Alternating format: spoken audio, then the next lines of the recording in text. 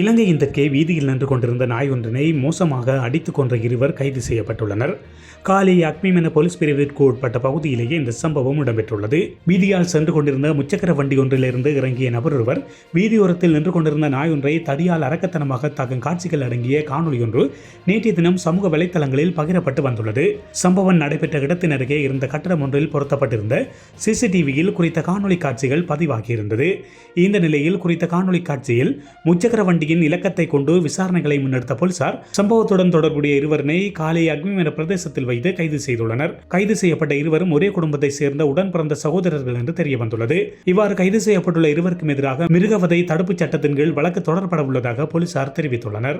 வடக்கு மாகாணத்தில் தற்போது பரவியுள்ள எலிக்காய்ச்சல் நோயானது மனிதர்கள் உள்ளிட்ட பல்வேறு விலங்குகளிலும் ஏற்படக்கூடிய அபாயம் காணப்படுவதாக வடக்கு மாகாண கால்நடை சுகாதார உற்பத்தி திணைக்களத்தின் மாகாண பணிப்பாளர் வைத்தியர் எஸ் வசீகரன் தெரிவித்துள்ளார். எலிக்காய்ச்சல் தொடர்பில் விளக்கமளிக்கும் ஊடக சந்திப்பு கால்நடை சுகாதார உற்பத்தி திணைக்களத்தில் இன்றைய தினம் இடம்பெற்ற போது மேற்கண்டவாறு அவர் குறிப்பிட்டுள்ளார். மேலும் அவர் இது குறித்து தெரிவிக்கையில், இந்த நோயானது லெப்டரோஸ்பைரா எனப்படும் ஒரு வகை பாக்டீரியாவினால் ஏற்படுகின்ற தொற்று நோயாகும். பாதிக்கப்பட்ட எலிகளின் சிறுநீரில் இந்த பாக்டீரியாக்கள் வாழும். எலியின் சிறுநீர் மற்றும் மலம் மூலம் வெளியேறும் இந்த பாக்டீரியாவானது மழை காலங்களில் மழைநீர் மற்றும் வெள்ளத்தில் கலந்து அயற்புறங்களுக்கும் பரவும். மழை காலங்களில் குடிநீர் கிணறுகளில் கூட தொற்று கிருமிகள் கலக்கக்கூடும். தொற்றடைந்த நீரை பரகுவதாலோ அன்றி காயமுற்ற தோல், கண், வாய் போன்ற பகுதிகளில் தொடுகையுறும் வேளையிலேயோ குறித்த பாக்டீரியா உடலுக்குள் ஊடுருவி செல்லும் வாய்ப்புள்ளது. இதுவே எமது உடலில் எலிக்காய்ச்சல் பரவ பிரதானமான காரணமாக உள்ளது. இந்த பாக்டீரியாக்கள் நாய், ஆடு, மாடு, பன்றி போன்ற வளர்ப்பு மிருகங்களில் கூட இந்நோயினை ஏற்படுத்திவிடவும் வாய்ப்புகள் உண்டு.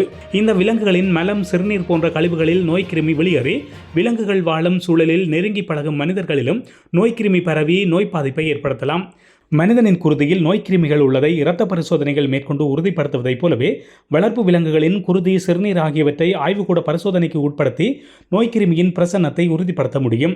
இந்த நோய் பரவாது தடுப்பதற்கு கொதித்த வைத்த நீர் பருகுதல், சுகாதாரம் பேணப்படாத உணவு நிலையங்களில் உண்பதை தவிர்த்தல், செருப்பு அல்லது பூட்ஸ் அணிந்து வெளியில் செல்லுதல், வெளியே போய் வந்த பின் கை கால்களை சவக்காரமிட்டு நன்கு கழுவுதல், மழை வெள்ளம் ஏற்படும் காலங்களில் கால்நடைகளை நீர் தேங்கியுள்ள பிரதேசங்களில் கட்டி வைத்தல் மற்றும் மேய்ச்சலுக்கு அனுப்புதல் ஆகியவற்றை தவிர்த்துக் கொள்வதல் அவசியமாகும்.